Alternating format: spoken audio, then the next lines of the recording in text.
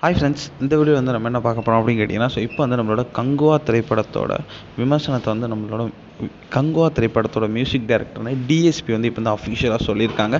இப்போ வந்து அந்த ஒரு விஷயம் வந்து ரசிகர் மத்தியில் செம்ம ட்ரெண்டிங்காக போயிட்டுருக்கு அப்படின்னு கண்டிப்பாக சொல்லி ஆகணும். ஸோ இப்போ வந்து இந்த விஷயத்தை கேட்ட சூர்யா ஃபேன்ஸ் எல்லாருமே படத்துக்கு வந்து ஐப் ஏற்றிக்கிட்டே இருக்காங்க.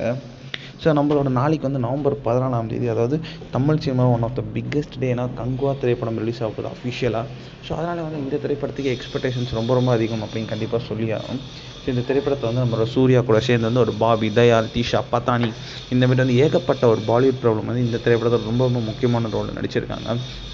2 நாள் முன்னாடி தான் இந்த திரைப்படத்தோட ட்ரெய்லர் ரிலீஸ் ஆகி ரசிகர்கள் மத்தியில் மாபெரும் ஒரு வரவேற்பு பெற்றுச்சு அப்படின்னு கண்டிப்பாக சொல்லி ஆகணும்.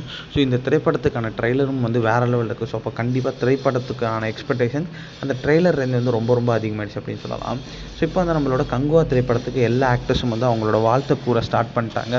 ஒரு உலகநாயகன், ஒரு விக்ரம், இந்தமாரி வந்து நிறைய பேர் வந்து அவங்களோட வாழ்த்தை வந்து கூறிக்கிட்டு இருக்காங்க. லேட்டஸ்ட்டாக தல அஜித் கூட ட்ரெய்லரை பார்த்து வந்து நம்மளோட சூர்யாவுக்கு வாழ்த்து சொல்லியிருந்தார்.